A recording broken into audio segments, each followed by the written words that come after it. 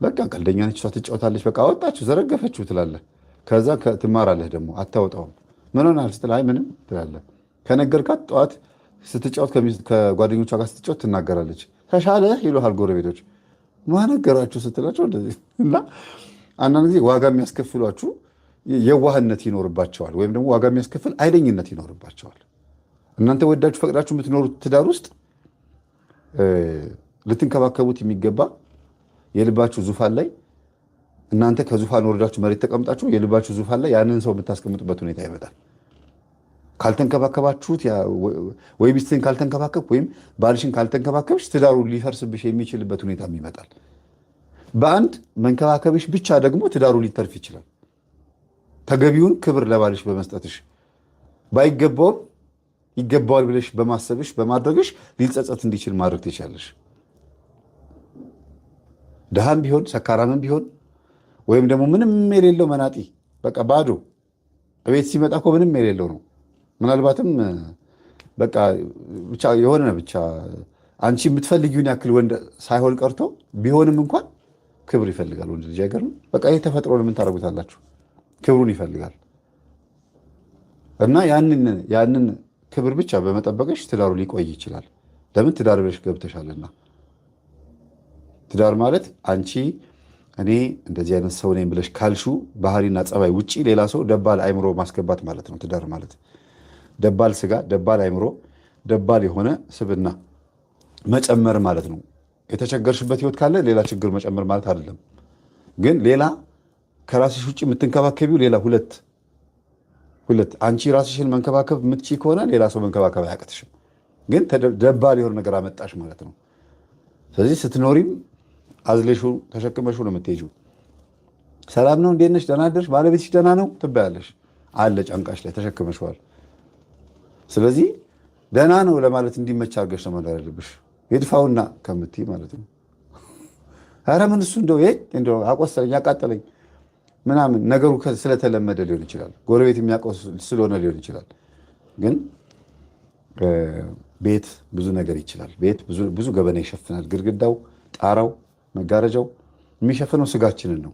ግን ከዛ ውጪ አንቺ አንደበትሽ የባልሽን ገበና መሸፈን አለበት። እሱ ስራ ሲወጣ ቡና ከሚጠጡት ጓደኞችሽ ጋራ፣ ቤት ውስጥ ካሉት ዘመዶችሽ ጋራ ወይም ወጣ ብለሽ ከምታገኛቸው ጓደኞችሽ ጋራ የቤትሽን አካል ራስሽን ይሄ ጣቴ ይገማል ብሎ ለሰው ይነገራል። ይሄ ጣቴ ይሸታል፣ ይሄኛው የእንሽላሊት ጣት ነው፣ ይሄ ደግሞ የኔ ጣት ነው እንደማለት እኮ ነው ባልን ወይም ሚስትን ማማት ማለት። ስለዚህ አካልን የራስን አካል አሳልፎ ለሌላ ሰው እንደመስጠት ማለት ሲቼክ አድርጉት ሞክሩት ብሎ እንደማለት ነው። እኔ የሳይት መነጽር ከሆነ እኔ ጋ ያለው የሶላር መነጽር አይጠቅመኝም እና ሾርት ሳይት ከሆነ ሎንግ ሳይት የሚባለው መነጽር አይጠቅመኝም። ሎንግ ሳይት ከሆነ ተመርምሬ የሚያስፈልገኝ ሾርት ሳይት መነጽር አያስፈልገኝም።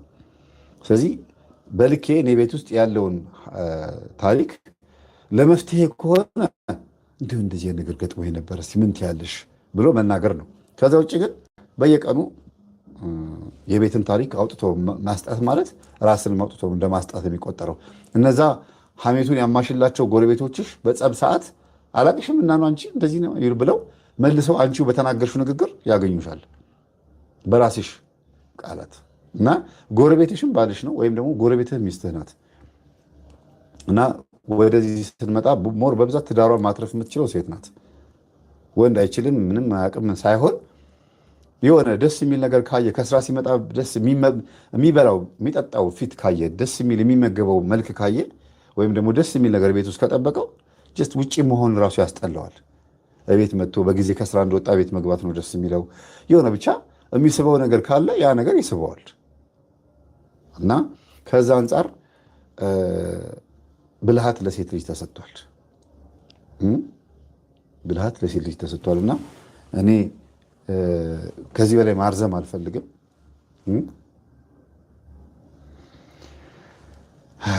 መጽሐፍ ቅዱስ ጠቢቡ ሰለሞን የሴት ልጅ ልብ አይታወቅም ይላል። የሴት ልጅ ልብ የእባብ ምን ይላል? የእባብ ኮቴው አይታይም፣ የንስር መንገዱ አይታወቅም፣ የሴት ልጅ ልብ ደግሞ አይታወቅም። ሴት ልጅ ማወቅ አይቻልም፣ ከባድ ናት ይላል። ምን ማለት ፈልጎ ነው?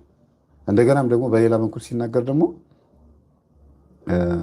ስለ እርቅ ሲናገር ሴት ልጅ ላይ ጥፋት አጥፍታ በድላ ከባሏ ጋር መታ ምንም እንዳላጠፋች መስላ መታ ቁጭ ብላ የምትታይ ሴት ምን ያህል ብልህና ጠንካራ ሴት ነች ይላል። ምን ያህል እድለኛ ነች ነው እንጂ እድለኛ ነች ይላል። ምን ማለት ነው? ሲታይ ሴትን የሚበድል ቃል ይመስላል ስታስቡት፣ ግን በሴት የተመሰለችው ነፍስ ናት። በወንድ የተመሰለው ደግሞ ክርስቶስ ነው። ብዙ ኃጢአት ሰርታ ነፍስ ብዙ ቦታ በድላ ብዙ ነገር አድርጋ ይላል አባቶች በትርጓሜ ሲፈቱት።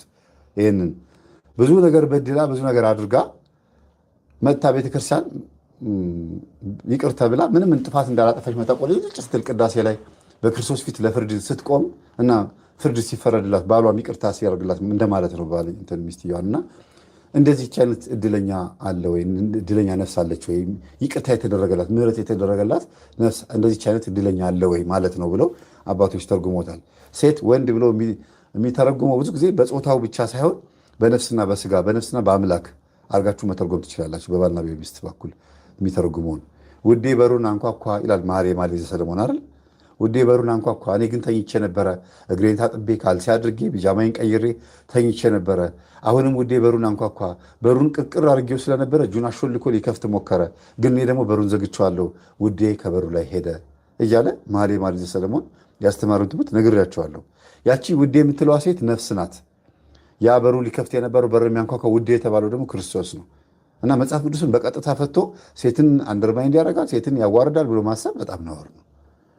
እዚህ ጋርም ስንመጣ ሴት ልጅ ከወንድ ጎን የተፈጠረች ከሁለተኛው ማህፀን የተገኘች ለወንድ ረዳት እንድትሆን የተፈጠረች መሆኑን ማመን ከብዷቸው ይ ለምንድን ነው ልክ እንደ አዳም ከአፈር ያልፈጠርከን ብለው ለመከራከር የሚዳዳቸው ሰዎች አሉ። በቃ እግዚአብሔር ያደረገው አሜን ብላ መቀበልን የመሰለ ሽልማት የለም። ገነት የሁለታችንም መንግስተ ሰማያት የሁለታችንም ከሆነ ምድር ላይ ስላለው ከፍና ዝቅ ማለት ብዙም ሊያሳስባቸው አይገባም። እዛ ስንሄድ እኩል ነና። እዚህ መሆኑ እንኳን እኩል ናቸው እኮ ከብልት ከፍ ብሎ ከጭንቅላት ዝቅ ብሎ ከእኩል የሆነ አካል ላይ ነው አንድ አጥንት ወስዶ ስጋ ያለበሳት የሚለው።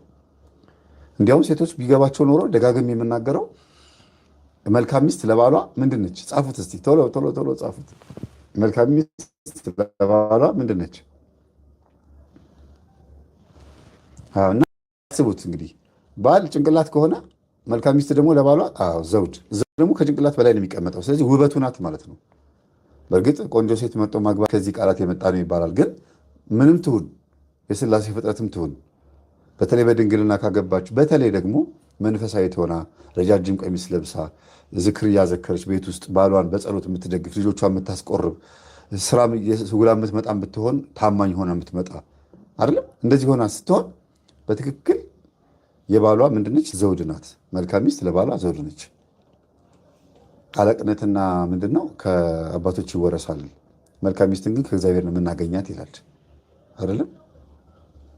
ስለዚህ ሴት ልጅ ለወንድ ውበቱ ናት ብቻ ሳይሆን ረዳቱም ናት። ረዳት ማለት ምን ታውቃላችሁ? እስቲ እንትናን ይዩት፣ አይሾ ስፒድን ይዩት። ኢትዮጵያ ሲመጣ እንደ ውሻ እየጮኸ እያለ እየጮኸ ከጎኑ የነበሩትን ጋርዶች ይዋቸው እስቲ፣ ጠባቂዎቹን ምን እንደሚያካክሉ ጃይንት ፍጥረቶች አለ ራእይት ነው የሚያክሉት ግዝፈታቸው። ረዳት ማለት ምን ማለት እንደሆነ አስቡት እንግዲህ። በዛ ልክ እኮ ኃላፊነት የተሰጣችሁ በትክክል እንዲሁም ማስተዋል ለሴት ልጅ ባይሰጣት ኖሮ እንዴት ነው ረዳት የምትሆነው? እስቲ ያስቡት። ማስተዋል እናንተ ጋር ያለው ወንድ ልጅ መቼም ጭንቅላት የለው ማለት አይደለም፣ በስራ ቢዚ ስለሚሆን ማለት ነው። እና ሴት ልጅ በዚህ ልክ ረዳት መባሏ እኮ እንዲያውም ትልቅነትን እኮ ነው የሚያሳየው። እናንተ ሙሉ ስላልሆነ እኮ ነው ረዳት ያስፈልገው፣ ጎዶሎ ነውና። አዳም ውሃ ሊጠጣ ጎንበስ ሲል ውሃ ውስጥ ምን አየ? መልኩን አየና ጓደኛ አገኘው ብሎ ውሃውን ሲያፍሰው ምን ሆነ? ውሃው ተንቦጫረቀበት። በግ ሲያይ አንበሳ፣ ነብር፣ ፍየል ሁሉንም ሲያቸው ወንድና ሴት ናቸው።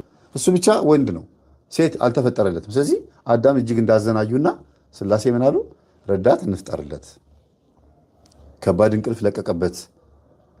ከባድ እንቅልፍ ባይለቀቅበት ኖሮና እንዲሁ ነቅቶ እያለ አንድ ስጋ ከዚህ ስጋውን ቀዶ ቢወስድበት ኖሮ ስቃዩን ስለሚያስበው አዳም እንዴ አንቺን እኮ በጣም በሚገርም ስቃይ ውስጥ ነው ካገኘሁሽ፣ እዚህ ከግራ ጎኔ እያመመኝ እኮ ነው የተፈጠርሽው፣ ስለዚህ አንቺን ረግጥሻለሁ እያለ ይረግጣት ነበረ። ስለዚህ ሳያውቅ ነው እንድትፈጠር የተደረገችው እና ከግራ ጎኑ አጥንት ወስዶ ስጋ ለበሳት ነው የሚለው።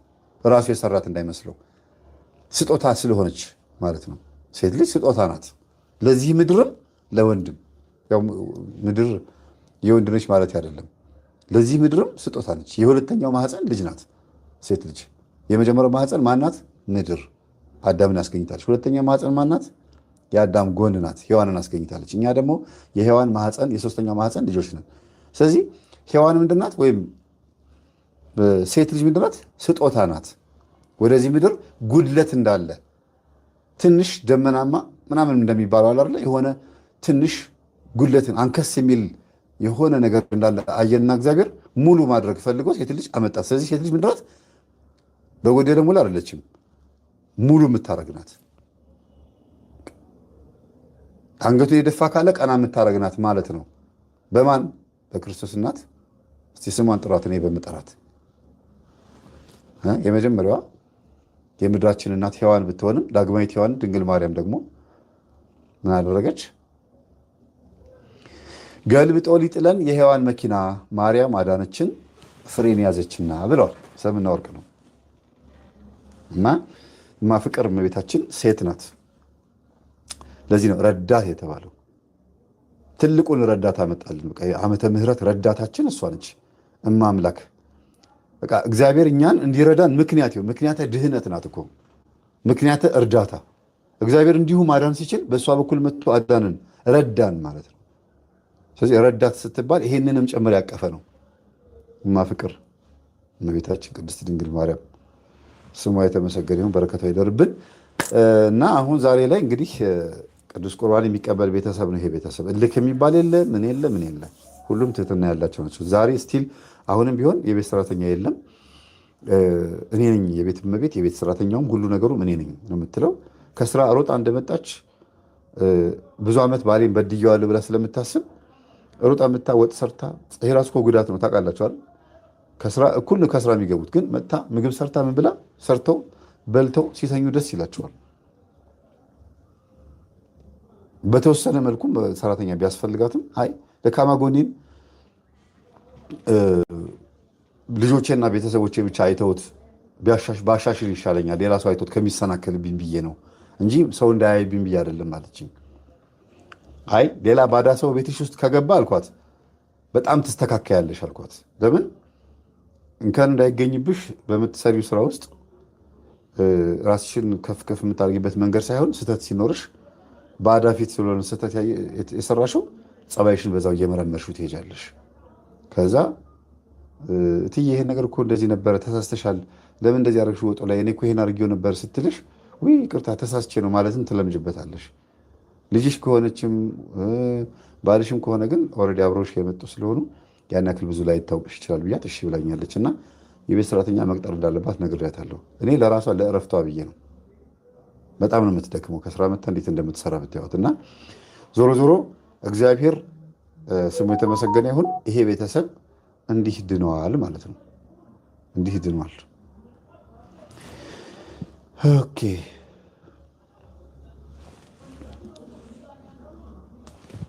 ስንት ሰዓት ሆነ? በኢትዮጵያ ሰዓት አቆጣጠር 3 ሰዓት 1 ሰዓት አለን።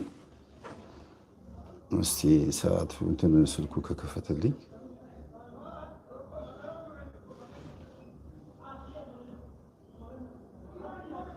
ስልኩ ከከፈተ ደውሉ።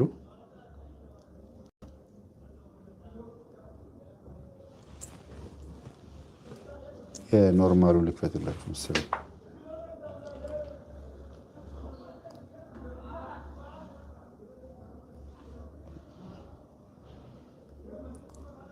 ሰባት 709 ሰው አለ ዛሬ። ያው ብዙ ሰው አልገባም። ቆይቼ ስለመጣሁኝ ያላወቁ ሰዎች ስላሉ ነው ብዬ አስባለሁ።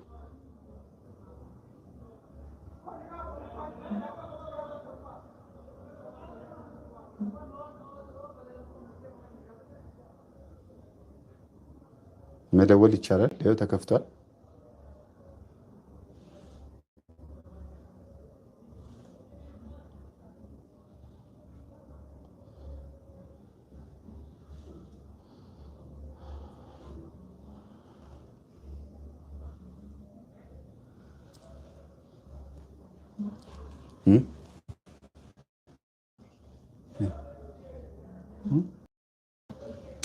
ቅድም አትነግሪኝ ነበር እንዴ? ቆይ ተይው በቃ እንዴ።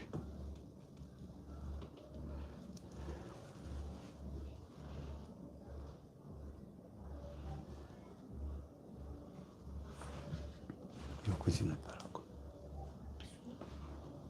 ቆይ ላክልሽ፣ ተይው ላክልሽ። ቆይ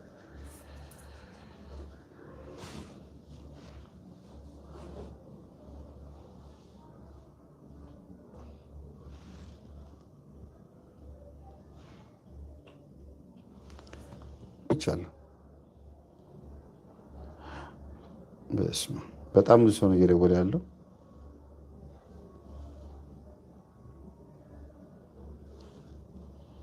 ምን ታደርጉታላችሁ እንግዲህ።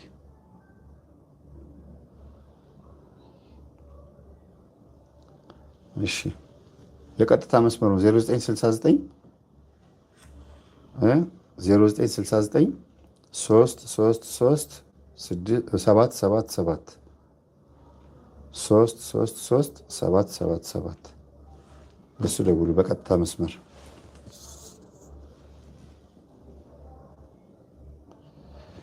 ይሄኛው ቴሌግራም ውስጥ ከሚሰራ ማለት ነው።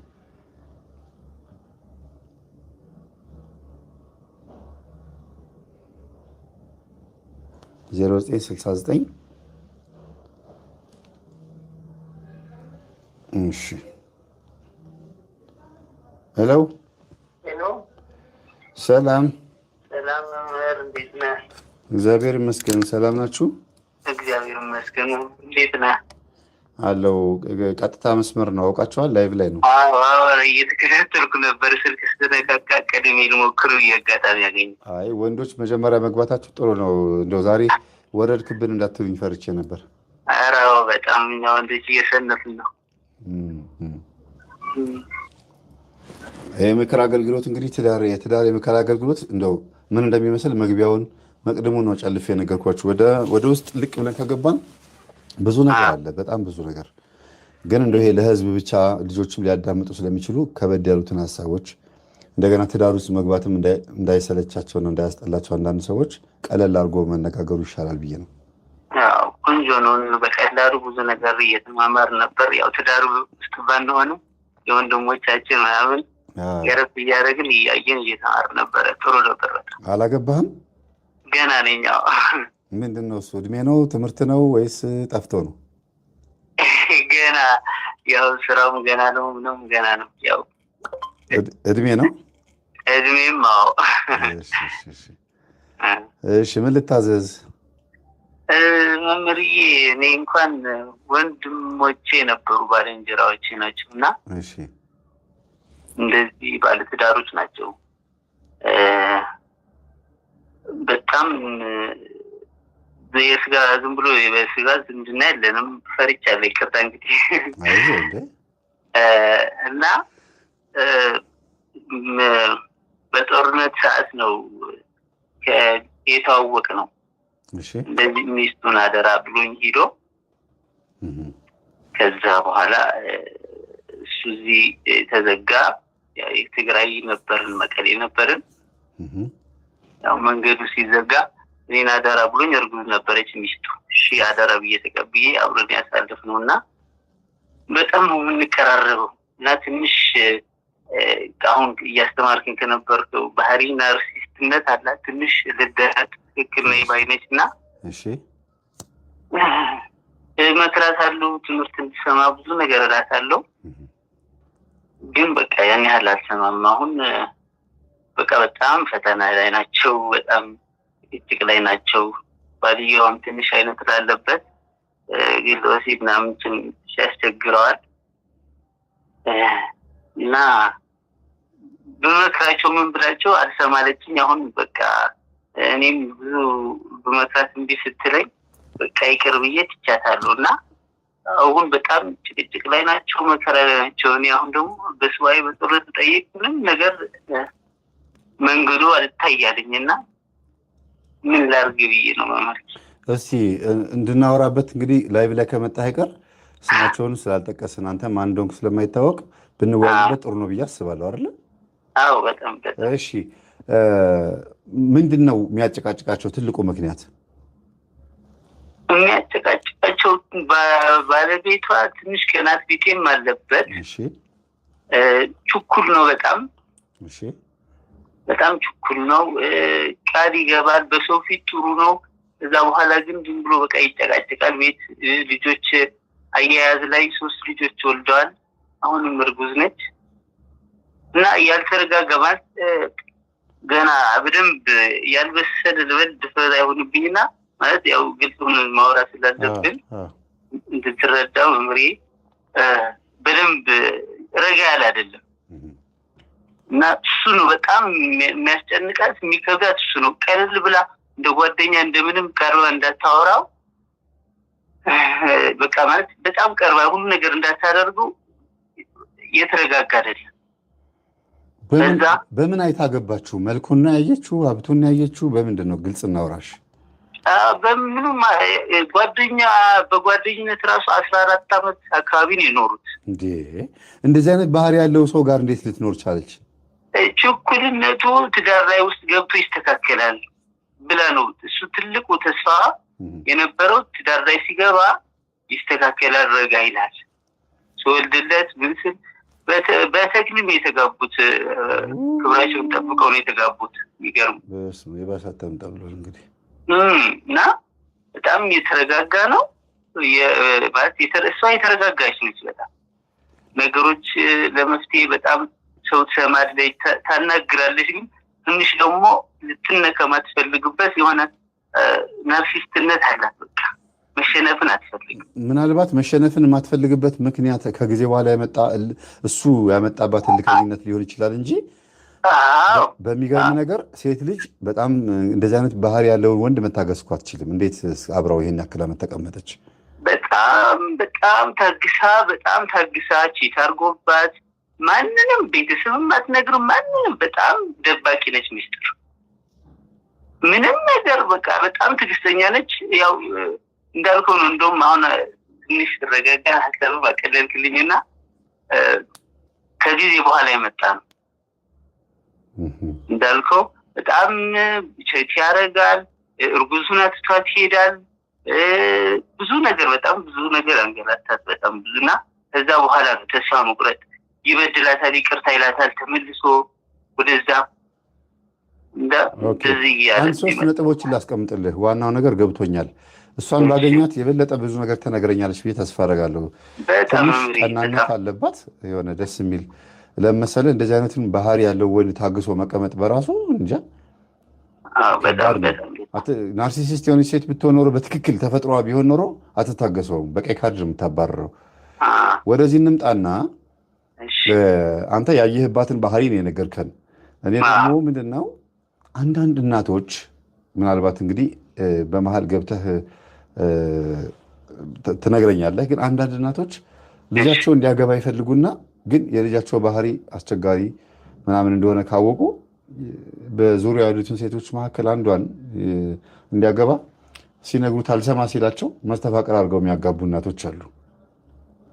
በቃ ቻዩ እንግዲህ ብለው እንደ ባሪያ ሆና እንድትገዛ ወይም ደግሞ በቃ ለባሏ ሟች እንድትሆን ትዳሯ እንዳትፈታ ፈታ መባሉን ራሱ ይሄንን ናርሲሲስትነት እናትየው ላይ ታገኘዋለህ።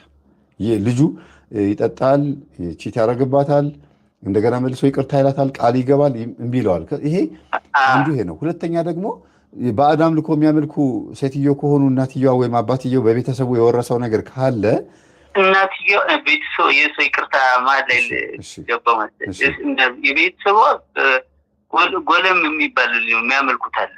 ስቲል አባቷ በቃ አልተውም። እንዴ ዋናው ጎለም ዘርጋ መሰለኛ። ጎለም ማለት ጎለም እሸት፣ ጎለም ብቻ ሳይሆን ጎለም እሸት የሚባል መንፈስ አለ። በቃ በደንብ የሆነ ፍየል ታርዶ ምናምን እንደውም ለሰውም ሌላ የሚያጣለት ጥሩ ይሆናል። ከጭንቅላት ይሄ ጭንቅላት የለም መስል የሚመስል ጭንቅላታችን ነጭ ነገር ችቡ እሱ ይታጠናል። እሳት ውስጥ ተገብቶ ይጨሳል ቤት ሲታረድ። በጣም ትክክል። ቆይ ስለ ቤተሰቦቹ በደንብ ትነግረኛለህ። አሁን ግን ያነሳልኝ ነገር እኔ ከተናገርኩት ተነስተህ የነገርከኝ ነገር አሪፍ ነገር ነው። የበለጠ እንድንወያይ ያደርገናል። ለምሳሌ እናትየው ላይ ምሳሌ ያደረኩልህ እንጂ ብዙ ጊዜ ለወንድ ልጃቸው የሚቀኑት እናት ይሆናሉ ብዬ ስላሰብኩ ነው ወደ እናት የሄድኩበት እንጂ አባትም አንዳንዴ ልጆቹ ላይ ምን ያደርጋል? አልጫ ሲሆንበት ልጁ ወይም ዝም ብሎ በቃ ልምጥምጥ ቅስ ሲሆንበት የጀግና የግራዝማች የቀኛዝማች የባላባቶች የተከበሩ ቤተሰቦች ልጅ ሆኖ ግን ልጁ እንደነሱ መሆን ካቃተው አባቶች ምን ያደርጋሉ? ይሄ ዝም ብሎ ዘመድ ዘር አሰዳቢ ነው፣ ስለዚህ ዝም ብዬ እንደዚህ አድርጌ ባጋባው ይሻላል ብለው በምናምን ሊያጋቡት ይችላሉ። ካልሆነ ራሱም ደግሞ ያመጣት ከሆነች ወይም አብረው አንድ ሰፈር አድገው 14 ዓመት አብረው ኖረው ከሆነ ደግሞ እሱ ላይ ያለው የዝሙት መንፈስ እሷን አግኝቷት ልጅቷን ማለት ነው በዛ ነገር አጥምዷት ይሆናል። ወይም ደግሞ ልጅቷ በጣም አፍቅረው ስታየው እንደዚህ አይነት ባህሪ እንዳለው ሳታቅ በፍቅሩ ወድቃለት ለዛ ለፍቅሯ ዋጋ እየከፈለች ይመስለኛል አሁንም ድረስ። ስምንተኛ ዘጠነኛው ነው የታወቁት። እንደዚህ ሱቅ ነገር ቦታ ያለው ነው እና በልጅነታቸው ነው የተዋደዱት። በቃ በጣም እንደውም በቤተሰብ ጫና ተደርሶባት አትጋቡም ተብላ በኃይሏ ያገባችው። እሱም እንደዚህ በኃይላቸው ነው የተጋቡት። ትንሽ ቤተሰብ ጋር መታወቅ ስላለ ትንሽ ችግሮች ነበሩ። በቃ ይህን ነው ጎለም የሚባለው ዛር መንፈስ። ሁለት አይነት ባህሪ ያለው፣ አንደኛ ከአይሁዲዎች የመጣ የአይሁዲዎች መንፈስ ስለሆነ ወደዚህ በተለይ ወደ ሰሜኑ ወደ ጎንደር አካባቢ ላይ በጣም የታወቀ መንፈስ ነው እና ሜይ ቢ ብሔር መጥቀሴ ይቅርታ ግን ለተናገርኩት ነገር። ጎለም የሚባለው መንፈስ እናቶች በጠንቋይም በደብተራም ትእዛዝ ምናምን በቅጠላቅጠል ተደርጎ የሚሰጣቸው የሚቀቡት ነገር አለ። ልጅ እምቢ ሲላቸው ይሄን ተቀቢና ትወልጃለሽ ምናምን ተብለው እንደገና ወይም ደግሞ ልጅ መውለድ ማቆም ሲፈልጉ ጎለም የሚባለው መንፈስ መጥቶ እንዲዘጋ የሚነገርበት ሁኔታ ሙሉ አለ። ከፋሽና ዘጊ ነው ማለት ነው። በቃ ሾተል ሆኖ የሚሰራበት ሁኔታ አለ እና ኢቭን ፊልም ሁሉ ሰርተውበታል። ጎለም የሚባል ፉል ሙቪ አለ። በዚሁ ልክ አሁን ኢትዮጵያ ውስጥ እንዳለው አይነት አሰራር ፊልሙ ላይም እንደዛ አለ። በመጋረጃ ተከልላ ሀፍረተ ስጋዋን ምናምን ስትቀባ ሁሉ ሰርተውታል ነጮች ራሳቸው።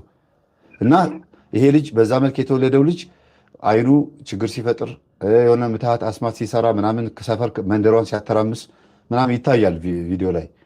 በጣም ማጂካሊ አድርገው ነው የሰሩት እነሱ። እኔ ወደዚህ ስመጣ ግን ይሄ ጎለም የሚባለው ብዙ ጊዜ የሚያጠቃው ምንድን ነው? እናትና አባት በህይወት እያሉ ልጆች ኃይለኛ መጥፎ ልጆች ሆነው እናትና አባት እንዲያለቅሱባቸው፣ በልጆቻቸው እንዳይመቻቸው፣ እንዲጎሳቆሉ የማድረግ ባህሪ ያለው በልጆቻቸው እናትና አባቶች መልሰው እንዲያፍሩ አንገታቸው እንዲደፉ የማድረግ ባህሪ ያለው እና ይሄ መንፈስ አንዱ ባህሪው ይሄ ነው። ሁለተኛ ደግሞ ትዳር ላይ ሆነው አብረው ሆነው ጎለም የሚባለው መንፈስ ሴት ላይ ከሆነ ያለው ሙሉ በሙሉ ሽባ እያረጋት፣ ዘገምተኛ እያረጋት፣ አልጋ ቁራኛ እያረጋት እዛው ትዳር ውስጥ ባልየው ሚስቱን እያያት ስትሽመደመድ ያታል። እድሜዋ እየገፋ በመጣ ቁጥር ስትጎዳ ትታይና ከዛ በኋላ እሊያዋ ላይ ሌላ ሴት ያገባል ወይ ይሄዳል፣ ቺት ያደርጋል ምናምን በቃ እስክትሞት ነው የሚጠብቀው። ጎለም እንደዚህ ነው የሚያደርገው። አይኑ እያየ ሚስቱን ያሽመደምድበታል። ወንድ ላይ ከሆነ ያለው ደግሞ ልክ አሁን አንተ የምትለው አይነት ሰው ነው ማለት ነው። በቃ ይሄ ሰው ምንም የማይሻሻል አሁን አንተ የገለጽከው ሰው ነው። በቃ ሙሉ በሙሉ በቃ ማለት ልትመክረው ሁላችንም አዋቂ ነው። ትዳር ብትለው፣ ልጅ ማሳደግ ብትለው፣ ጓደኝነት ብትለው ሁሉም በቃ አዋቂ ነኝ ባይ። ትንሽ ትምህርትም ጀምረዋል። እንደውም የቄስን ነገር ጀማምሮ ነበረ።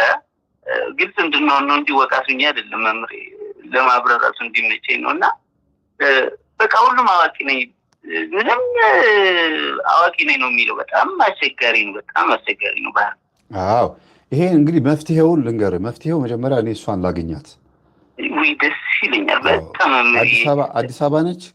አዎ አዲስ አበባ ነች። አባጋ ወስጃት ንስሐ ገብታ 2 ጊዜ 3 ጊዜ ወስጃታለሁ። አባሎም ጋር በጣም እሷ ብታገኝልኝ በጣም እርጉዝ ነች። አሁን በጣም ታለቅሳለች፣ ታዝናለች። በጣም ብታገኝልኝ በጣም ደስ ይለኛል።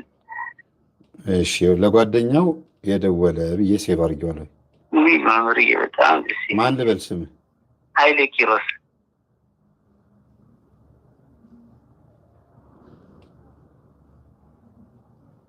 እሷን አገኛትና ከዛ አወራታለሁ። አሁን በዚሁ ቴክስት አድርግልኝ እሺ፣ በዚሁ ስልክ። እሺ መምርዬ እሺ። ቴክስት አድርግልኝ ስልኳን። እሺ ብዙ ነገር ማወራልና በቃ እኔም ማወራ ነገር አለ ማለት እንደሱ ማለት ነው እንጂ እንደዛች አይደለም። ተባለ አወራለሁ፣ ቴክስት አደርግልሃለሁ መመርጌ እንዳዲስ እንዲገባ። አንተስ እንዴት ነህ? እኔም እግዚአብሔር ይመስገን እየተጣጣርኩ ነው፣ እየሰገድን ነው። ያው እስካሁን ምንም የለም፣ ግን ዋናው በንስሐ ቀሲስ አባሉም ጋር ነው። ንስሐ አባቴ 1 አመት ሊሆነኝ ነው። እዚህ አዲስ አበባ ከመጣሁ 1 አመቴ ነው እና እመላለሳለሁ። ለቅዱስ ቁርባን በቃው ቆርብ ያለው እግዚአብሔር የተመሰገነ ይሁን። አምልኮቱ እሱ ጋር ነኝ ያለሁት። እግዚአብሔር የተመሰገነ። በጣም ጥሩ በርታ። እድሜ ገና ለትዳር አልደረሰም?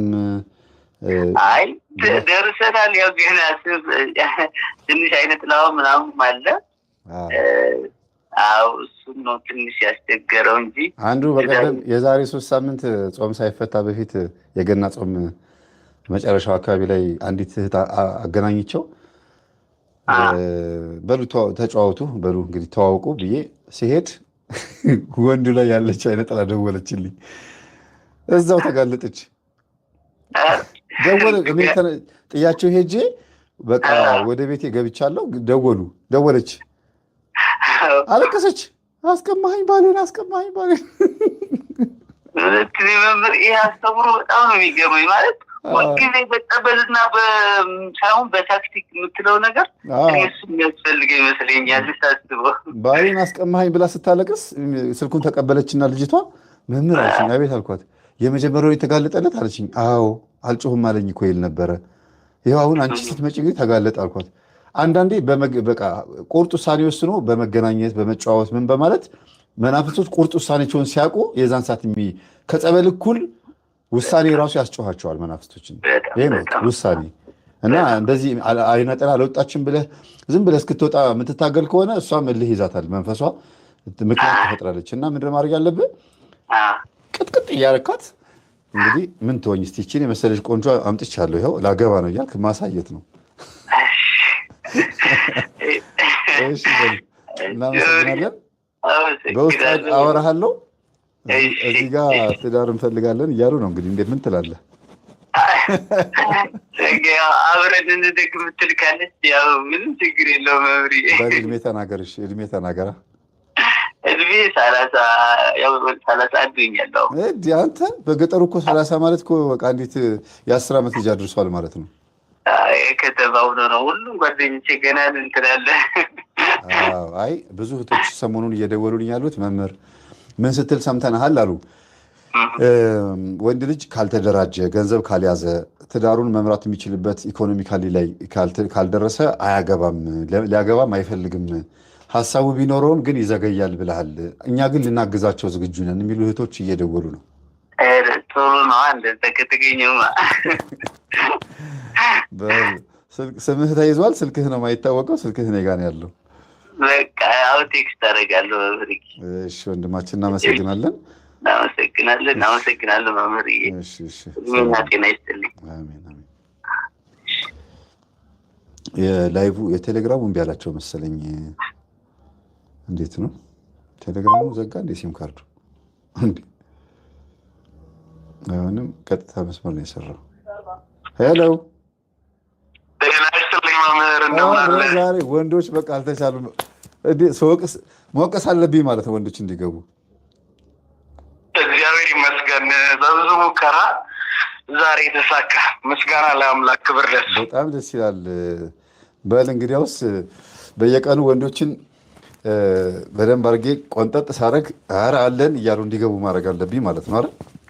አይ እውነት እኮ ነው የምትናገረው መምህር። ምንም ቅጭቅጩን ስለሆነ እንግዲህ ማስተባበል አይቻልም።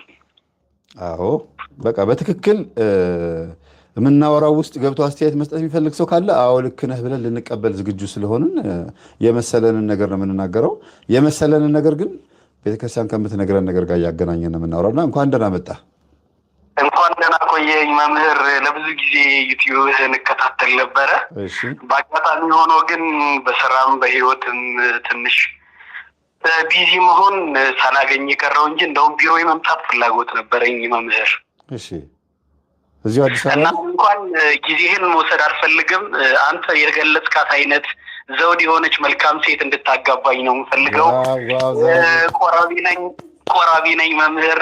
በአንተ ትምህርት ተለውጬ እግዚአብሔርን በትክክለኛ እያመለኩ ያለው ለመጠንከር መሞክር ወንድምህ ነኝ። አሁን ትዳር ፈላጊ 9 ብዬ ልጽፍ ነው እስካሁን በዚህ ስልክ ቁጥር ብቻ በዚህ ሳምንት 9 እንግዲህ አየህ። በእውነት ኤክሳይትድ ሆኛለሁ ማለት ስላገኘሁህ በጣም ደስ ብሎኛል። በጣም ጥሩ። ክርስትና ስምህ ብቻ ንገረኝ። ገብረ ማርያም እባላለሁ መምህር። እሺ በጣም ጥሩ። አንድ ቀን እንግዲህ እንሰበሰባለን በሚገባ መምህር።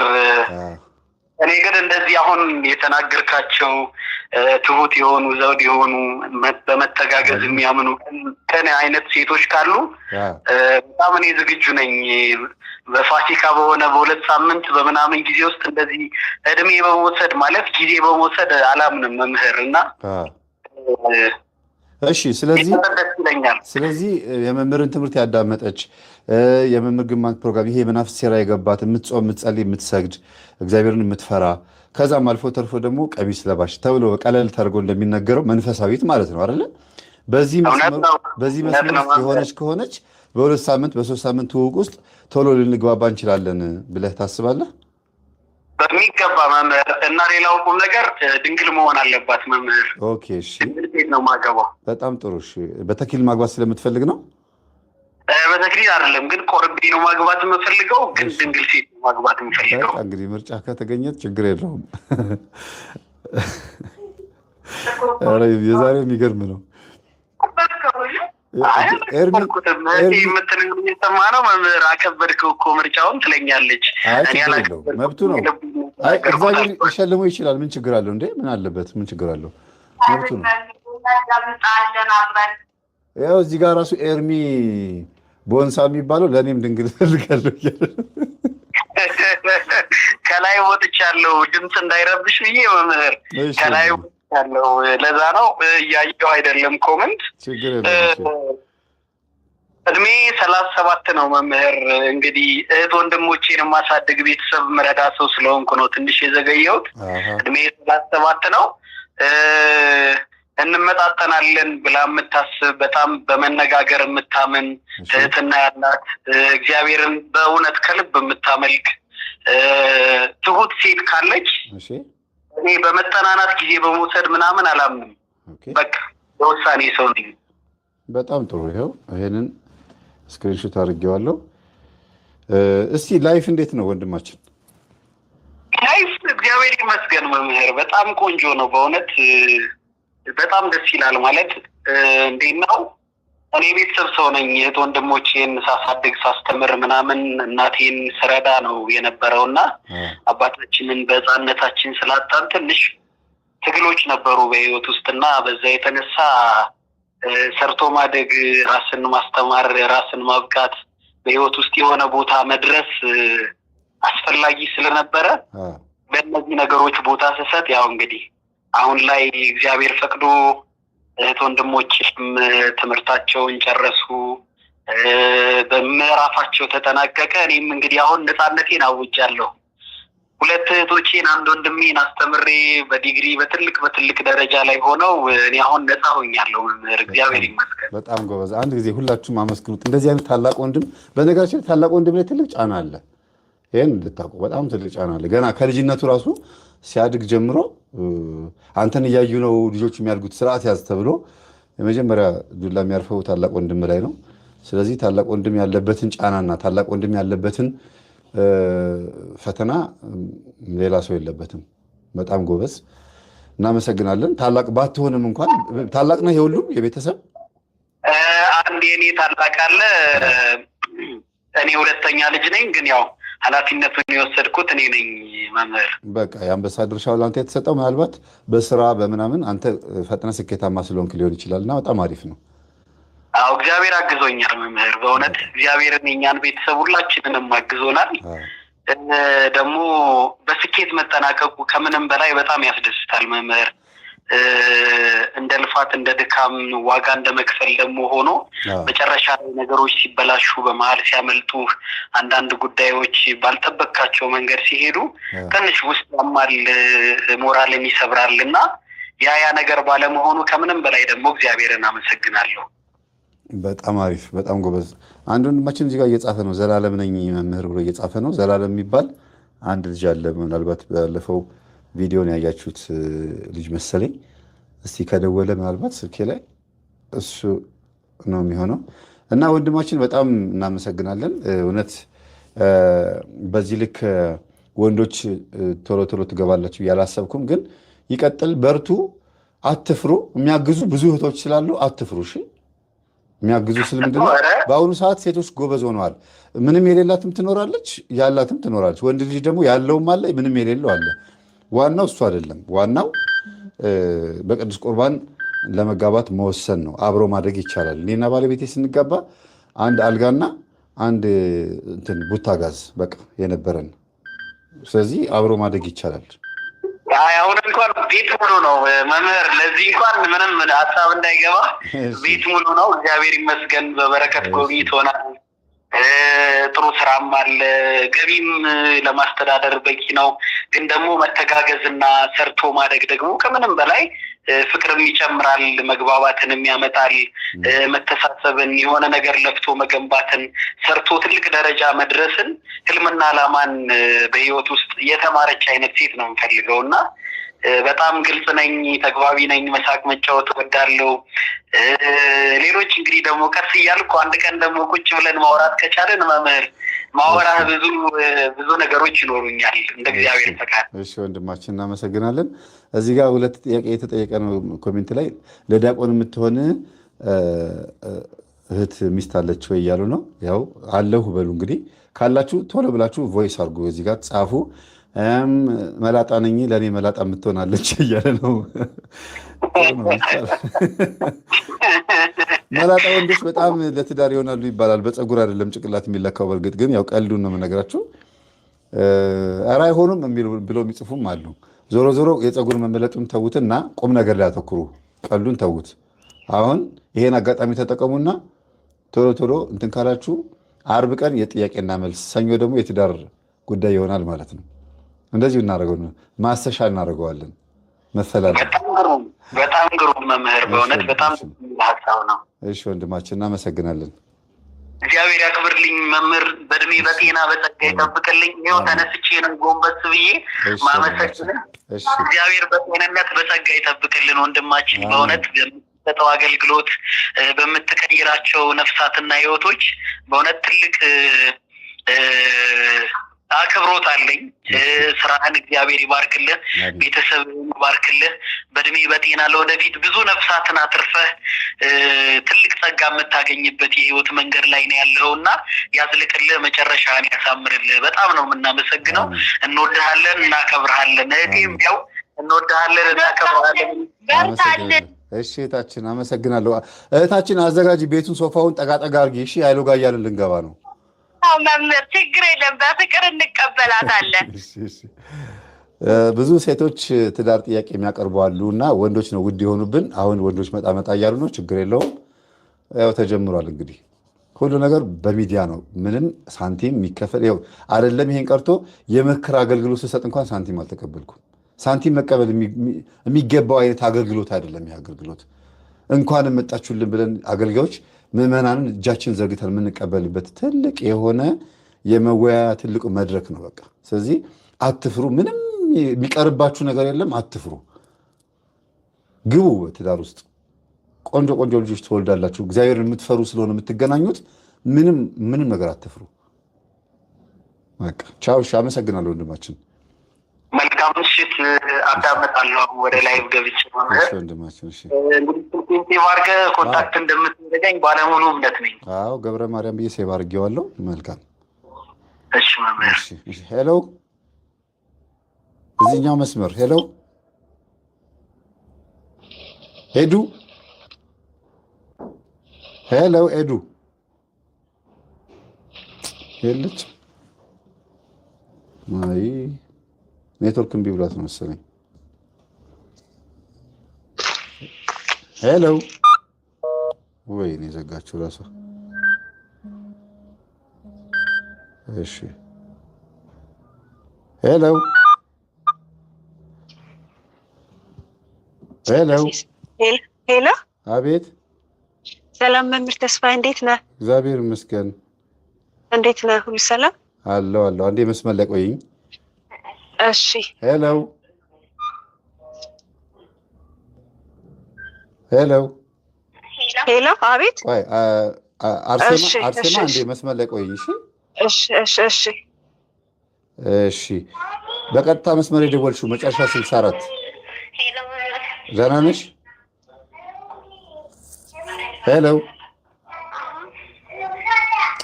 አጠገቧ ከፍታ እኮ ነው። አጠገብሽ ያለውን ከፍተሽ ነው እኮ ከኔ ጋር የምትነጋገሩ። ያኛውን ተይ፣ ውጪ ወይ ቀንሹ ወይ ውጪ። ከእነሱ ያዳምጡበት፣ አንቺ ወደ ውጭ ውጪ። እንዴት ዋላችሁ መምህር? አለው እግዚአብሔር ይመስገን። ከየት ነው እህታችን? አዲስ አበባ ነው ያለሁት። ከአዲስ አበባ። አርሴማ ከየት ነው የደወልሽው? እኔ ከኢሮፕ። ከኢሮፕ። እሺ አርሴማ ቀድማ ስለገባች አዲስ አበባ ያለሽው ልጅ ትንሽ ትቆያለሽ። እሺ ያዡ፣ አትጥፊ፣ ሚዩት ብቻ አድርጊው። እሺ በአጋጣሚ ነው የሞከርኩት ቴሌግራም ላይ ኦንላይን ሳይክ እና ያው ምስክርነት ነው ያለኝ። አጋጣሚ ምስክርነት ነው ፕሮግራሙ። አይ ምንም ችግር የለውም። በቃ እኛ ገጠመኝ ተናገርኩና አስተማርኩና ከዛ አንድ ወንድማችን ገብቶ ስለ ትዳር ምናምን ጠየኩትና አረ የለኝም እድሜም ግን 31 ነው ሲል በዛው ሞቅ ሞቅ አረግ ነውና እንዴት ነው ነገሩ እስቲ እያልን እያወራን ነበር ስለ ትዳር። ገጠመኙም ስለ ትዳር ነው።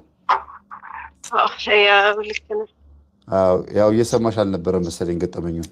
እየሰማሁ አልነበረም፣ ውጭ ነበርኩኝ። አሁን አጋጣሚ ቴሌግራም ላይ ስገባ ኦንላይን አየሁ። እስቲ ልሞክር ብዬ ብዙ ጊዜ ሞክራለሁ፣ አይሳካም። ግን አሁን አላውቅም ስላልተዘጋጀሁበት ይሆን ችግር የለውም። አሁን ከተደረገልሽ ተአምራት ጋር እንዳታጣይን መስክሪና ተሩፉ ልክ በይልን። እሺ እኔም መመሰከር ነው የምፈልገው። በመጀመሪያ የአቡነ እስትንፋሰ ክርስቶስን ነው። አቡነ እስትንፋሰ ክርስቶስን እኔ አላቃቸውም ነበረ። እንደዚህ አንድ ቀን ዩቲዩብ ላይ ገብቼ ስንክሳራቸውን እንትን አልኩኝ። ከዛ የአይላንድ ውሃ ከፍቼ በጣም የዝሙት ያኔ ሀሳብ በጣም ያስቸግረኝ ነበረ በዛ ቀን ማለት ነው። ከዛ ስንክሳራቸውን እንትን አልኩና በአይላንድ ውሃ አድርጌ ጸልዬበት እፍ ብዬ ይሄን የዝሙት መንፈስ አጥፉልኝ ብዬ ለመጀመሪያ ጊዜ ዛን ቀን የተማጸንኳቸው ስለሳቸውም የሰማሁት። ከዛ በኋላ እንደዛ ጸልዬ እንትን አልኩኝ። በቃ የዝሙት እንትኑ ከሀሳቡን ጠፋ ከሀሳቤ። ከዛ እንደዛ ዋልኩኝ። አጋጣሚ ሆኖ በዛን ሰዓት አረብ ሀገር ነበረ የምኖረው። ከሴትዮ ቤት ወደ ልጅቷ ቤት ልሰራ ሄድኩኝ። ከዛ ልጅቷ ቤት ሰርቼ ጨርሼ ማታ ልታደርሰኝ ስትመጣ አጋጣሚ ሆኖ ከኋላ ነው የተቀመጥኩት፣ እሷ ከፊት ለፊት ናት። ስታደርሰኝ እኔ ወርዳለሁ እዚህ ጋር አውርጅኝ፣ ልጆቹ ብቻቸውን ስለሆኑ ትመለሻለሽ አንቺ ቶሎ፣ እኔ እዚህ ጋር አውርጅኝ እገባለሁ አልኳት፣ ግቢው ጋር ማለት ነው። እሷ ለካ አልሰማችኝም። ሌላ ሰው እንዲያልፍ ነው ያቆመችው። የሚያልፍ እግረኛ ነበረ። እኔ ደግሞ ለእኔ ያቆመች መስሎኝ በሩን ከፍቼ ወጣሁት። በሩን ከፍቼ ስወጣ መኪናው ትልቁ ነበረ፣ እንዳለ በእግሬ ላይ ነው የሄደችው። እግሬ ላይ እንዳለ ሄደችበት። ካልሲ ነው ያረኩት፣ ሲሊፐር ይሄ ሽፍኑ ከፊት ለፊት ሽፍኑ እሱ ነው ያረኩት። ከዛ እንዳለ በእግሬ ላይ ስትሄድበት ዘበኛው ራሱ ደነገጠ። እሷም በቃ ሽው ስላለች እግሬ እንዳለ ነው እንትን ያለችው። በጣም ደነገጠች። ወደድኩኝ። ስነሳ በቃ እኔ የሆነ ነገር የሆንኩ ነው የመሰለኝ። ከዛ እግሬ ምንም ነገር አልሆነም። ካልሲው ላይ ጫማው እንዳለ ሱሬ ላይ እንዳለ የጎማው እንትን አለ ጭቃ ምናምን፣ ግን እግሬ አልተሰበረ፣ ምንም ነገር አላለ። በቃ በጣም ጎማ በእርግጥ ጣትሽ ሊሰበርም ምንም የሚችልበት ሁኔታ ሊፈጠር ይችላል፣ ግን የእግዚአብሔር ተአምር ነው። አዎ ሌላው ከአደጋ መትረፍ ብቻ አይደለም ምስክርነት እንድንመሰክር የሚያደርገው። አንድ እህታችን ልክ እንዳንቺ በመኪና በተገጨችበት ቀን ማታ ደውላ ሆስፒታል ነው ያለሁት መኪና ገጭቶኛል እና መምህር ልመሰክር ፈልጌ ነበር አለችኝ። ምን ነው አልኳት። እግዚአብሔር ስላተረፈኝ አለችኝ። ከሞት ስላተረፈሽ ነው አልኳት። ሄሎ አቤት። አንቺን አይደለም ሚዩት አርጊ ብዬሽ ነበር እህታችን። ሚዩት አርጊ። ሚዩት አላረግሽውም።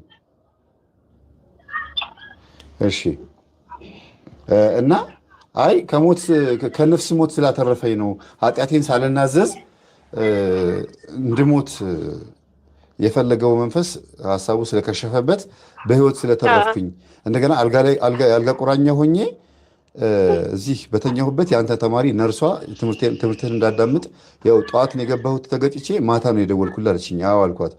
እና ትምህርትን እያዳመጥኩኝ ሳስበው እግዚአብሔር ነው እንድገጭ ያደረገኝ፣ እሄድ የነበርኩት ኃጢአት ለመስራት ነው አለችኝ። አይሽ አንዳንድ ጊዜ ከአደጋ ስለተረፍን ብቻ ሳይሆን አንዳንዴ እንደዚህም አይነት እግዚአብሔር ከሆነ ቦታ ሊያስቀረን ሲፈልግ አነስ በምትለው አደጋ ሊያተርፈን ይችላል። እና የጉዳትንም መጠን የምናውቀው ስንጎዳ ነው አይደል እንዴ? ስንጎዳ ነው። ሰው ከኤችአይቪ ዳንኩ ብሎ ለመመስከር የሚመቸው እኮ ኤችአይቪ ምርመራ ካደረገ በኋላ ኤችአይቪ እንዳለበት ሲያውቅ ነው። እና በውስጣችን ያለውን ነገር ማወቅ በጣም ትልቅ ጥቅም አለው እና ጥሩ ነው በጣም። አይ እኔም ደግሞ የዛን ቀን ያሰበውን ነገር እኔ እንትን ስላላልኩለት ስላልፈቀድኩለት ሰግጄም የአቡነ እስትንፋሰ ክርስቶስን ስንክሳራቸውም እንትን ብዬ ጸበላቸውንም ጠጣው። በቃ ቀኑን አሸንፌ ዋልኩ ብዬ በጣም ነው የተደሰትኩት። ከዛ በኋላ ማታ ላይ እንደዚህ አይነት ፈተና ሲገጥመኝ በስመ አብ በጣም ነው በቃ ማለት ከኋላ እግሬ መሰበር ይችል ነበረ። ጣቶቼ ላይ አይደለም ከኋላ እግሬ የለ ከኋላ እግሬ ላይ ነው። ከኋላ እግሬ ላይ እንዳለ ሄደችብኝ። በአፍንጫዬ ነው ወደ መሬት የተደፋሁት ማለት ነው። እና በጣም ሌላ ከባድ እንትን ራሱ እግሬ ላይም ሳይሆን ጭንቅላቴ ላይ ፊቴ ላይ ሊደርስ ይችል ነበረ። ግን በጣም ደግሞ ቅጽበታዊ ነው። አደጋ እኮ ቅጽበታዊ ነው። በጣም ይገርማል። በጣም እናመሰግናለን። እግዚአብሔር ስሙ የተመሰገነ ነው። ስለዚህ የምታመሰግኙ ማንን ነው?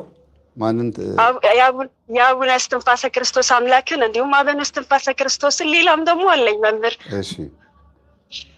ሌላ ደግሞ እንደዚህ ከአረብ ሀገር ወደ ኢሮፕ ለመምጣት በባህር ነበረ እንትን ያለው ማለት ነው። በባህር ነበረ የወጣ ነው። በባህር ስንወጣ ሎኬሽን ጠፋብንና 3 ቀን ባህር ላይ ቆየን። 3 ቀን ባህር ላይ ስንቆይ እኔ የአቡነ እጨጌ ዮሐንስን ገድል ይዣለሁ፣ መጽሐፍ ቅዱስ ይዣለሁ። አቡነ እጨጌ ዮሐንስን በጣም ነው እንትን ብላቸው ያኔ በጣም የደረሱልኝ አባት ናቸው። ከዛ በቃ አምላኮ ያልኩኝ የአቡነ እጨጌ ዮሐንስ አምላክ ሌላ ነገር ምንም አልጠይቅህም፣ ብቻ መሬት አሳየን ማለት እኔ በዛን ሰዓት ንስሐ ገብቼ ስጋው ደሙ ተቀብዬም ነው እንትን ያልኩት። ወይም ነፍሴን የምትወስዳት ከሆነ በቃ ለቤተሰቦቼ በቃ በተለይ ደግሞ ለእናቴ ጽናቱን ስጣል። ግን ደግሞ አንተ ቀንሽ አይደለም ከዚህ ነገር አተርፍሻለሁ የምትለኝ ከሆነም ደግሞ በቃ መሬት አሳየ፣ ሌላ ነገር አይደለም የትም አትወሰደኝ አልኩኝ። እና 3 ቀን ያለ ምግብ ያለ ምንም ነገር 3 ቀን ባህር ላይ ቆየ። ከዛ ከ3 ቀን በኋላ ሶሪያ ላይ ወደ እንትን አለን በግምት እንደዚህ ማዕበል እየገፋ ማለት ነው። ከዛ ሶሪያ ላይ ወረድን። ሶሪያ ደግሞ ያው ታውቃለህ ሶሪያ በዛ ሰዓት ላይ ምን አይነት እንትን እንደነበረ ወዳው እስር ቤት ነው የከተቱን። ከባህር እንደተረፍን በቤተሰብ አልተናገርንም። በእስር ቤት ውስጥ በጣም ብዙ በደል ደረሰብን። ከመሬት በታች ነበር የታሰርነው። በጣም ብዙ በደል ማለት ነው። በቃ ከሽብርተኞች ጋር ነበር የታሰርነው። አሁን እንደዚህ የሚወራ አይደለም። በሰዓቱ በጣም ትልቅ እንትን ነበረ። በቃ እግዚአብሔር የለም ማደንዘዣ አይሰጡን ነበረ እንድንረሳ ማለት ነው። በትንሽዬ እንትን ውስጥ ክላስ ውስጥ ነበረ 20 ምናምን ሆነ ነው። መሬት ላይ ነው የምትተኛ። ካሜራ ፊት ለፊትህ አለ። ማብራት 24 ሰዓት ነው የሚበራ። በቃ ይሄኔ ነው የምታብደው። እና በቃ እዛ ውስጥም ሁነን እንጸልይ ነበረ። በቃ ከዛ ከአንደኛው እስር ቤት ወጣንና የተወሰነ ወር ከታሰርን በኋላ አንደኛው እስር ቤት ደግሞ ከመሬት በታች እንደዛው ታሰርን። 2 ዓመት የቆዩ ኢትዮጵያውያን ነበሩ። ከዛ በቃ እኔ ስጋ ደምህን ተቀብያለሁ እና ቢያንስ እኔ ኃጢአተኛ ብሆን ለዚህ ስጋ ደም ብለህ እውነት እንዳለ አሳየኝ አልኩት። ከዚህ ስቃይ አውጣን። እንዴት እንደምንወጣ አላውቅም። እዛ እስር ቤት የገባ ሰው በህይወት እንዳለ አይታወቅም። ቤተሰብህን ማግኘት አትችልም። በቃ ስለአንተ በቃ እንደ ሞትክ ነው የሚቆጠረው። አሁን ቤተሰቦቻችን እንደ ሞትን ነበረ የሚያውቁት ማለት ነው። ያኔ በቃ የሆነ መርዶ ሰምተው ያኔ እርማቸውን ለማውጣት እንጂ በቃ እንደሞትን ነበረ የሚያውቁት ማለት ነው። ምክንያቱም በባህር ነው እንትን ያለው ከባህር እንደተረፍን አላወቁ። ከዛ እዛ እስር ቤት ላይ ቆየን። በቃ እኔ በጣም በውስጤ በጣም መጸለይም አትችልም እዛ ማለት ነው። በውስጤ በጣም ነው እጾማለሁ፣ እጸልያለሁ።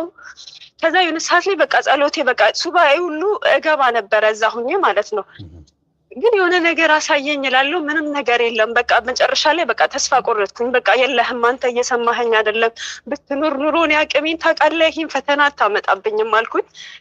ከዛ በቃ ተስፋ ቆረጥኩና በቃ ከአንደኛው እስር ቤት ስንወጣ ለአንድ ወር ደግሞ የታሰርንበት እስር ቤት ነበረ። እዚያ ቢያንስ መጽሐፍ ቅዱሳችንን ምናምን ሰጥተውናል። በቃ መጽሐፍ ቅዱሱን የአቡነ እጨጌ ዮሐንስን ገድል ከፍቼ ማንበብ አልችልም። በቃ ከእግዚአብሔር ጋር ተጣላሁኝ። ዝም ብዬ መጽሐፍ ቅዱሱን ከፍትና ላው ላይ ዝም ብዬ አለቅሳለሁ። በቃ ጸሎት ሁሉ ጠፋኝ። አንተ እውነት ካለ እንዳለ የምታሳየኝ ከዚህ ውስጥ እንዴት እንደሆነ አላውቅም፣ መውጣት እንደማንችል አውቃለሁ። ግን በቃ አንተ ይቻልሃል፣ እንደሚቻል ደግሞ ታሳየኛለህ፣ አውጥተህ አሳየኝ መድኃኔዓለም አለ። ከዛ ተሰምቶም አይታወቀው እንግዲህ የሶሪያ መንግስት ስንት ዓመት እንደገዛ ያለፈው እንትን ታውቃለህ። ምን አይነት ጨካኝ እንትን እንደሆነ ታውቃለህ። ከዛ በ10 ቀን ውስጥ እንዳለ ሀገሪቱን ተቆጣጠረ። ከዛ ስልካችንን ምናምን መለሱለት። ከዛ በሩን ቆልፈውብን ሄዱ ከላይ። ከዛ የከባድ መሳሪያ ድምፅ ምናምን እንሰማለን። በቃ እኛ ደግሞ ክርስቲያኖች 6 እንደዛ ነበርን።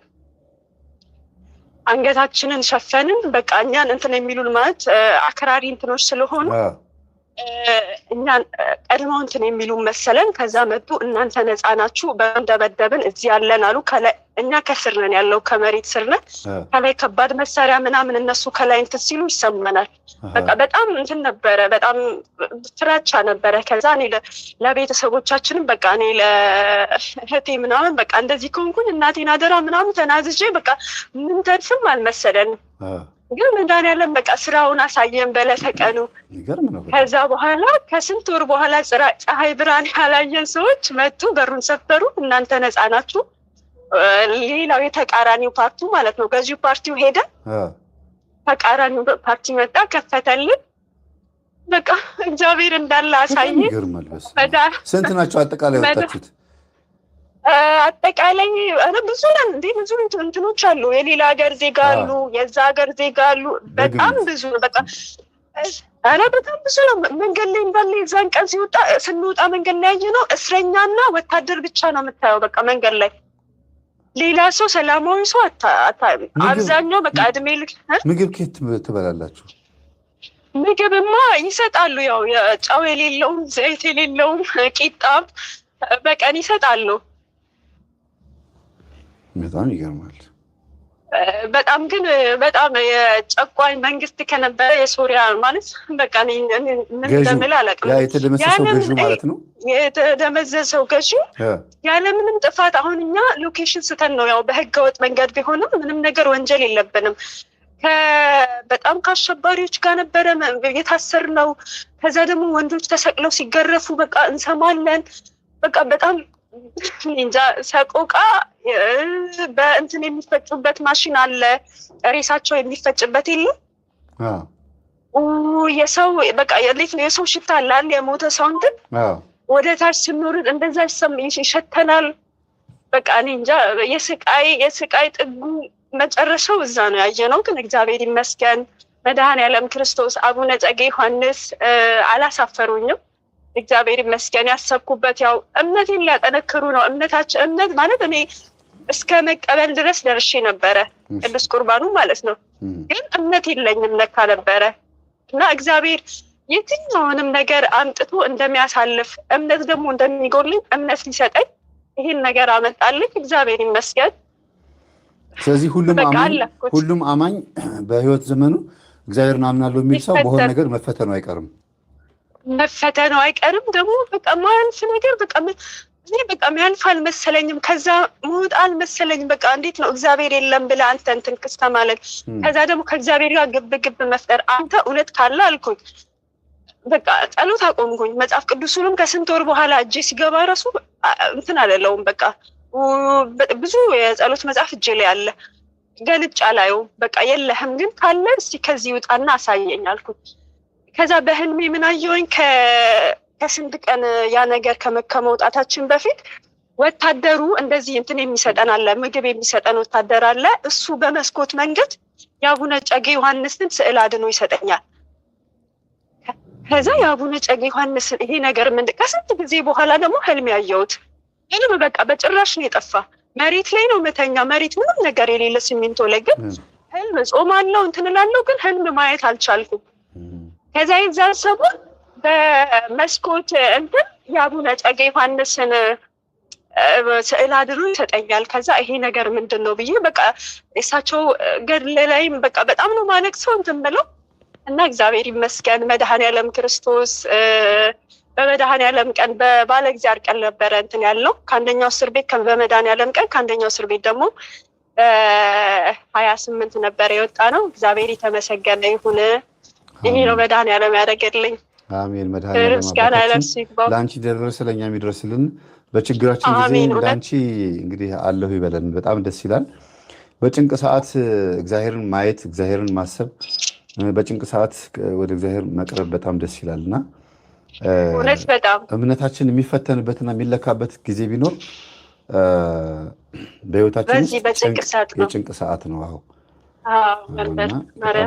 በጣም እግዚአብሔር የተመሰገነ ይሁን።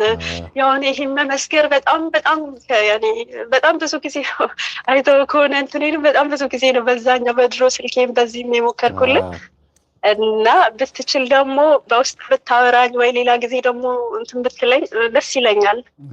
አሁን ሳላስበው ስለገባው ምስክርነቱ ደግሞ በጣም አስፈላጊነት ስለሆነ እንደዛ ከሆነ ተዘጋጅተሽበት ትደውያለሽ። ስልክሽን ይዤዋለሁ።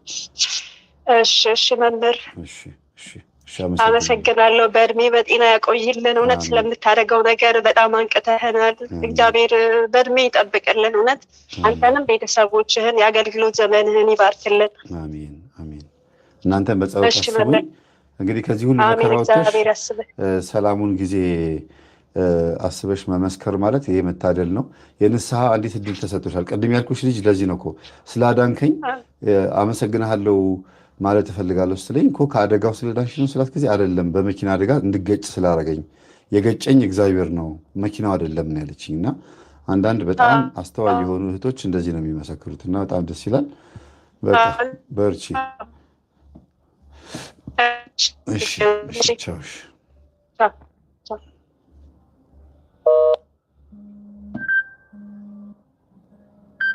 ሄሎ፣ ሰላም። ኧረ ወንዶች እንዴት ነው ዛሬ? ደስ ይላል በጣም። ማርያም እናቴ ትንሽ መስመር ላይ ጠብቂ እህታችን አንዴ። እሺ ወንድም ሰላም ነው? ሰላም ነው፣ እግዚአብሔር ይመስገን። ኧረ ወንዶች ዛሬ በቃ አልተቻላችሁም? አልተቻለም። በጣም ደስ ይላል። እሺ እጅ ከምን ብያለሁ? መምህር እንዴት ነው? እኔም በአጋጣሚ ነበር እንደውም የገባሁት በጣም ያስደንቀኝ ነገር ነበር። እሺ ከዚህ በፊት ቤተክርስቲያን በደንብ እከታተል ነበረ። ያኔ ቆይቷል ትንሽ 2007 ጀምሮ እከታተል ነበር እና በአጋጣሚ በጸበል ምናምን በብዙ ዙሬ ነበረ እና ብዙ ነገሮችን ፈጣሪ አሳልፎልኛል። ግን ከፈተናው እየበዛብኝ መጣና በአጋጣሚ እናቴ ታመመች እና እናቴ ታማ በነበረበት ሰዓት በጣም ተሰቃይታ ነበር እና አረፈች። በዛ በስቃዩ ትንሽ ስልኩን ትንሽ ራቅ አድርገው ካፍህ ጋር። እሺ እና በዛ ምክንያት አይ በጣም ራቅ። አሁን ደግሞ በጣም አራከው። ላውድ አድርገው ነው? ላውድ አታርገው። እሺ አሁን አይሰማም? አሁን ጥሩ ነው። እሺ ቀጥል። ይሰማለሁ? አሁን ጥሩ ነው በጣም። እና በዛ በጣም ብዙ መከሮች አሳልፋ እናቴ በጣም ስታርፍብኝ በጣም አዘንኩኝ። ወይ ነፍሳቸውን ይማር። ምን ሆነ የሞቱት? ሆስፒታል ምናምን ስትሄድ በሽታው በትክክል አይገኝም ነበር። እሺ እና ጸበልም ምናምን ጠመቅ ነበር። ግን መጀመሪያ እግዚአብሔር መከራ እንደሚመጣባት ምናምን ብሎ አሳይቶኝ ነበር። ከዛ መከራው አብስቶ በዛ በስቃይ ስትሞት በቃ እኔም የሆነ ተስፋ የመቁረጥ ስሜት ተሰማኝ። ከዛ እናቴ አብሮኝ ደግሞ ጸበል የሚጠመቅ ጓደኛ ነበረኝ። ከዛ እናቴ ቀብሬ ስመጣ ደግሞ በገባው ማታውኑ ጓደኛዬ ደግሞ አረፈ። እንዴ ጸበል ላይ? አዎ እዚህ ጸበል ነበር የሚጠመቀው። ከዛ በዛ ምክንያት በቃ እምነቴን በቃ ተስፋ ቆረጥኩኝ። ጊዜው ክፍኑ በቃ የሆነ መዳን አይታይም ብዬ በቃ ከቤተክርስቲያን ወጣሁኝ፣ ራቁኝ። እሺ ከዛ ብዙ ጊዜ እየታመመ በቃ ትቼው እግዚአብሔርን በብዙ መከራ አሳልፍ እያለሁ ባለሁበት ሰዓት በቃ ሶስት አመት ምናምን ሆነ ከቤተክርስቲያን ራቁኝ። ከዛ በቃ ግን የምናፍቀው ነገር አለ። ወደ እግዚአብሔር መመለስ የተሻለ ነበረ። ደስ የሚለው እሱ ነበር። አንዳንዴ ሲያመኝ ምናምን ፈጣሪ ያጽናናኝ ነበረ። አሁን በቅርቡ በቃ ወደ እግዚአብሔር መመለስ እፈልጋለሁ፣ ግን እየከበደ የመጣ የመንፈሱ ውጊያ ምናምን ነበረ። ከዛ ወደ እግዚአብሔር መመለስ ፈልገህ የከበደህ የትኛው እንደሆነ ለይልኝ እስቲ። የከበደኝ እንዴት ነው? በቃ ተስፋ የመቁረጥ ነገር ነበር። እሺ ተስፋ ቆረጥኩኝ። ከዛ አንዳንዴ ቤተክርስቲያን ምናምን ሄዳለሁ፣ ወጣ ገባ እላለሁኝ፣ ግን ሙሉ ለሙሉ ልቤ ሊመለስ አልቻለም። ተስፋ መቁረጥ ማለት መኖር የምትፈልገውን ህይወት ስለተነጠቅ ነው ወይስ የምትፈልጋቸውን ሰዎች ስለተነጠቅ ነው? ምኑ ላይ ነው ተስፋ የቆረጥከው? እሱ ነገር አይ አንደኛ እዛው ጓደኛዬ እዛው ጸበል ቦታ ላይ ሲያርፍ ምናምን በቃ የሆነ ምድን ራሱ አልመስለኝ አለ። ከዛ በኋላ የእናቴ ሞት እናቴ ጋር ትድናለች ብዬ በጊዜ በጣም ተስፋ አድርጌ ነበር።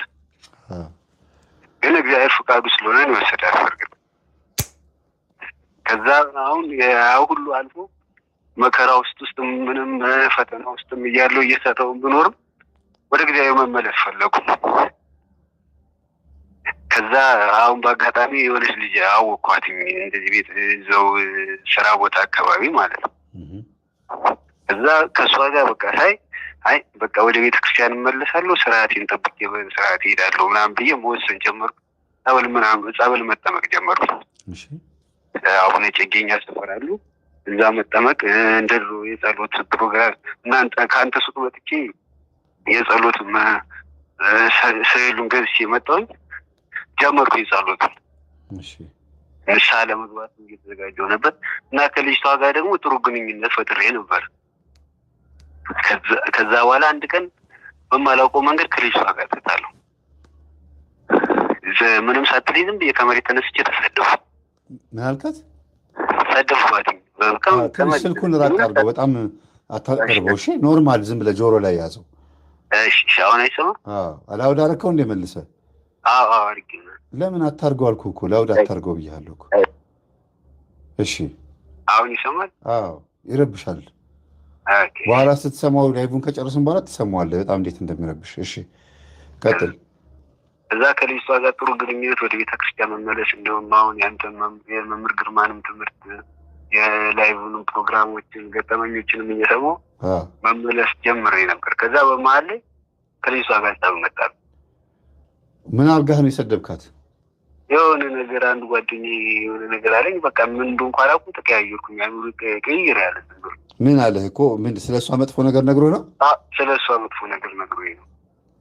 ማንን አመንክ? ጓደኛህን አምነህ ነው? ነገሮች ሁሉ ተገጣጠሙብኝ። የተናገረውና እኔ የማውቀው ነገር ሲገጣጠምብኝ የተሳሳተ ሀሳብ ውስጥ ገባሁኝ። ከዛ ልጅቷን በቃ ዝም ብዬ ተቀያይሬ ተናገርኳት። ከዛ ወደ ራሴ መመለስ ሲጀምር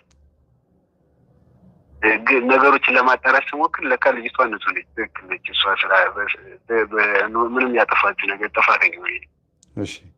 ከዛ ይቅርታ ጠየቅኳት። ልጅቷ ግን የተናገርኳት ቃል ስለተቀየመች በቃ እሺ ይቅርታ አድርጌላለሁ፣ ግን እንደ ድሮ ምናምን እንዳታስባለች። ከዛ በቃ አሁን ልጅቷን በቃ ለመናገር ለማሳመን በሞክርም ልቧ እምቢ አለኝ። በቃ እሺ አለኛል እና በዛ በጣም ተጨንቄ ባለበት ሰዓት ነው። አንተ አሁን ህይወትህ ምን ያህል መንፈሳዊነትህ ምን ያህል ድረስ ነው? እስቲ ትምህርታችንን ታዳምጣለህ? እንዴት ነው? እስቲ አዎ ትምህርታችን አዳምጣለሁ። ገና 2007 አካባቢ ጀምሮ የመምህር ግርማን ትምህርት እከታተል ነበር። ለመጀመሪያ ጊዜም ወደ ቤተክርስቲያን እንድገባ ያደርገኝ እና መምህር ግርማ ትምህርት ነው። ጥሩ በእነሱ ትምህርት ነው ጸሎትን ጀምሬ ጥሩ ደረጃ ላይ እየሄድኩ ነበረ። ከመናፍስቶች ላይ ብዙ መከራዎችን ማሳልፌያለሁ። አዎ እንግዲህ ሰው ሆስፒታልም ገብቶ ታክሞ ብቻ አይወጣም። ሊሞት ይችላል፣ ሬሳው ሊወጣ ይችላል። የትም ቦታ ሆኖ ሞቶ ሊወጣ ይችላል። ግዴታ ጸበል ቦታ ሄደው ስለሞቱ ወይም ጓደኛም ስለተጨመረ ይሄ ነገር ምንድን ነው ብለህ በእግዚአብሔር ላይ ተስፋ መቆጥ የለብህም። ለምን እሱ የፈቀደው ነው የሚሆን። ገዳም ውስጥም እኮ እየጸለዩ አባቶች እኮ ይረሸናሉ። ለምን እየጸለዩ ሞቱ አትልም? ሰማዕትነት ነው። ስለዚህ ጸበል ቦታ መጥቶ መሞት ትልቅ ነገር ነው። እግዚአብሔርን ብሎ መጥቶ መሞት ትልቅ ነገር ነው። ያንን እንደ ተስፋ መቁረጥ አትየው። አንተ ራስህን ከቻልክ በኋላ ባይሆን ኖሮ ሕፃን ሆነህ ሞተውብህ ቢሆን ኖሮ በሰው እጅ አድገህ ቢሆን ኖሮ ምን ልትል ነበረ? ከባድ ነው አይደለ? ስለዚህ አንደኛ እኔ በቃ ቢያንስ ራሴን ማስተዳደር እችላለሁ። በዙሪያዬ ያለውን ነገር አጥቻለሁ ግን